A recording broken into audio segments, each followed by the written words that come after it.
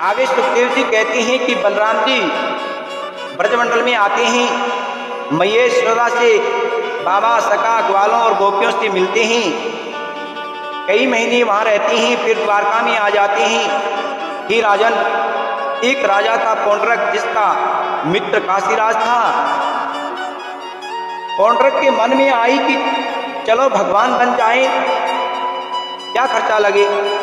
वह वासुदेव बन बैठा और अपने दूत भगवान के पास भेजते हैं। दूत ने कहा, हमारे महाराज वसुदेव हैं, तुम अस्त्र शस्त्र छोड़ दो। भगवान हंसे, कहे यहाँ नहीं, युद्ध के मैदान में छोड़ूंगा। अपने राजा से कहो युद्ध के मैदान में आ जाए। वह काशीराज के पास काशी में रहता है, भगवान वहीं पहुंच जाते हैं। बड़ा घमासान युद्ध हुआ प्रिय श्रोताओं। युद्ध करते करते भगवान ने पौंड्रक से कहा, संभालो, छोड़ रहा हूं अस्त्र शस्त्र। भगवान ने चक्कर छोड़ा, काशीराज, पौंड्रक, सारी सेना सब मारे गए। काशीराज के एक बेटा था जिसका नाम था शुद्धकर्ण, जिसने शंकर की आराधना की। शंकर जी ने मंत्र दिया, यज्ञ किया, यज्ञ में से अग्नि के सम्मान कृत्या प्रकट हुई। उसने द्वारका पर आक्रमण किया। प्रिय बंधुओं, द्वारका को जलाने लगी। भगवान का चक्कर आया, उस कृत्या वह राजपाट को सब कुछ समाप्त कर देता है। भौमासुर का एक मित्र था जिसका नाम था द्युत। पहले के सुग्रीव का मित्र था, बदला लेने के लिए आ गया। उत्पात मचाता हुआ आ रहा था। बलराम जी से भेंट होती है, बड़ा भयंकर युद्ध हुआ। और कहते हैं बलराम जी दोनों हाथों से मुक्का बना करके गर्दन पे मारे। वह एक मुक्का लगते ही वानर मर गया। सारे देवता बड़े हर्षित हुए, आकाश मंडल में आकर के जोर जोर से दुंबियां बजाते हैं और फूलों की वर्षा करते हैं। सुखदेव जी कहते हैं, हे राजन, भगवान का मित्र था शाम, भगवान का पुत्र शाम था, दुर्योधन की कन्या लक्ष्मणा है, उसका स्वयंवर हो रहा था। शाम वहां चला जाता है, बाप जैसा ही बेटा हो गया। लक्ष्मणा का हरण करके चल देता है। और देखे ये क्या हुआ, हमारी तो नाक ही कट जाएगी। चारों ओर से उसे घेर लेते हैं, पकड़ करके बंदी बना लिया। भगवान के पास समाचार नारद जी ने पहुंचाया और भगवान युद्ध की तैयारी करें। बलराम जी कहे, नहीं नहीं, दुर्योधन मेरा शिष्य है, उसे मैं समझा दूंगा। उद्धव को साथ लेकर के बलराम जी हस्तिनापुर के बाहर जाकर के रुक जाते हैं। और मिलने आए, बलराम जी ने कहा, अब शाम का विवाह लक्ष्मणा से कर दो, या हम यही कहने आए हैं। कहे नहीं करेंगे। ऐसे कैसे कर दे जी। चले आए। बलराम जी ने देखा हमारी बात नहीं मानी। बलराम जी ने अपना हल उठाया और क्रोध में आकर के हुंकार लगाते ही कौरव डर करके चरणों में गिर गए। बोले, जैसा आप कहो वैसा ही हम करेंगे। लक्ष्मणा का विवाह शाम के साथ कर देते हैं। भगवान के 16,108 विवाह हुए। उतनी ही रानियों के महल, सबके साथ भगवान रहते हैं। ये देख करके नारद जी को मोह हो गया। प्रिय बंधुओं, इतने महलों में भगवान कैसे रहते हैं। भगवान नारद जी से कहे, मैं धर्म का आदेश पूरा करने संसार में अवतार धारण करता हूँ। ना मेरा कर्म है, ना मेरा जन्म है, केवल संसार के लोगों को सिखाने के लिए ये करता हूँ। मैं इन सब में नहीं, इन सब से परे हूँ, प्रकृति से भी परे हूँ। मेरी लीला को आप जानना नहीं, जानोगे तो चक्कर में पड़ जाओगे। हरि अनंत, हरि कथा अनंता, देखते सुनते रहो, उसका आनंद ले लो, ऐसा समझा देते हैं भगवान। सुबह जल्दी उठते हैं, अपने स्वरूप का ध्यान करते हैं। गुरु, ब्राह्मण, गौ माता और माता पिता को प्रणाम करते हैं। गौ धरती माता को प्रणाम करते हैं। स्नान ध्यान दान किया और सभा में आकर के बैठे। उस समय क्या हुआ, जरासंध के कैद से 20,800 राजा बंद हैं। उनका दूत आता है और कहा, महाराज हमारे राजाओं को आज़ाद करवाओ। भगवान के अवश्य करवाएंगे।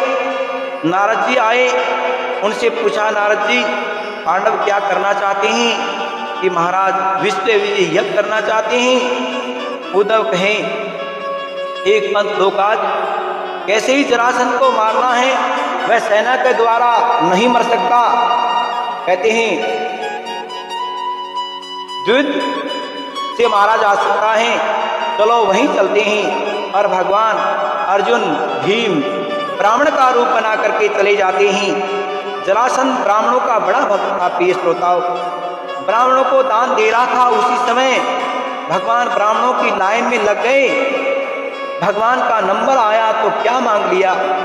भगवान के हम को तो द्विज दे दो, हम तो मल्ल युद्ध करना चाहते हैं। जरासंध के ब्राह्मण होकर युद्ध करोगे? मुझे लगता है आप ब्राह्मण नहीं। कहीं आपको देखा है?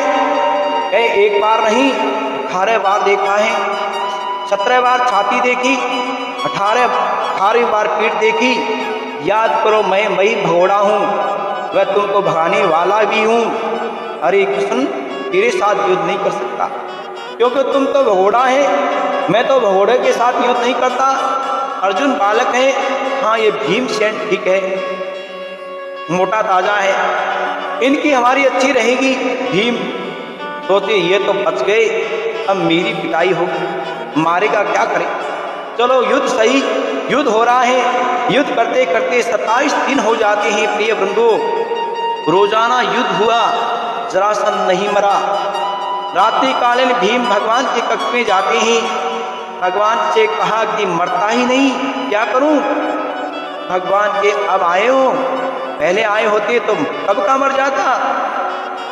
अब जाओ सुबह युद्ध करो, तो मेरी ओर देखते रहना, जैसे मैं करूं वैसे कर देना, बस मर जाएगा। सुबह युद्ध हुआ, भगवान सामने बैठे हैं। भीम भगवान की ओर देख रहे हैं। भगवान एक तिनका उठाते हैं, बीच में से चीर दिया, इधर का भाग उधर, उधर का भाग इधर गिरा दिया।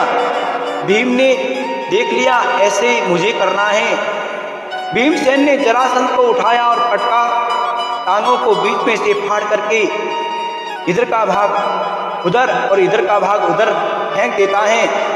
जरासंध मर जाता है। प्रिय बंधु, देवता हर्षित होते हैं और कहते हैं, आकाशमंडल में आकर के फूलों की वर्षा करते हैं, जोर जोर से धुंबियां बजाते हैं। बोले आनंद कंद भगवान की। प्रिय श्रोताओं, जरासंध की कथा छोटी सी आपको कहूं, बड़े ध्यान से सुनना, बड़े ध्यान से। जरासंध पिता के कोई संतान नहीं थी। बड़ी दुखी एक दिन जंगल में महात्मा के पास जाते हैं। मेरे महाराज संतान नहीं, मुझे संतान दे दो, संतान दो। रोने लग जाते हैं। संत ने उन्हें एक आम का फल दिया, कहा तुम्हारी रानी को खिला देना, तुम्हारी संतान होगी, बेटा ही होगा। आम रानियों को खिला दिया। रानियों ने उसके 2 भाग करके खाया, तो दोनों के आधा आधा बालक हुआ। रानियां देखिए ये तो अच्छा नहीं हुआ, उठा करके महल के पीछे जंगल में फेंकवा देती हैं। जरा नाम की एक राक्षसी जंगल में घूमती है। प्रिय बंधु, मांस के टुकड़ों को देखा, उठा लेती हैं। उठा करके एक जगह संधि छांदा तो जुड़ जाते हैं, बालक जीवित हो जाते हैं। उसने फेंक दिया। रोने की आवाज रानियों ने सुनी तो घर ले आती हैं, पालन पोषण करके बड़ा किया, वह जरासंध हुआ। आज भगवान की युक्ति से मारा जाता है, उसकी मुक्ति हो जाती है। उसका पुत्र सहदेव उसको राजगद्दी पर बैठा करके 20,800 राजाओं को कैद से मुक्त कराया। और उसके बाद पांडवों के यज्ञ में आते हैं, तो सबसे कहा पहले पूजा किसकी करें, किसकी करें? यज्ञ हो रहा है प्रिय बंधु, यज्ञ हो रहा है।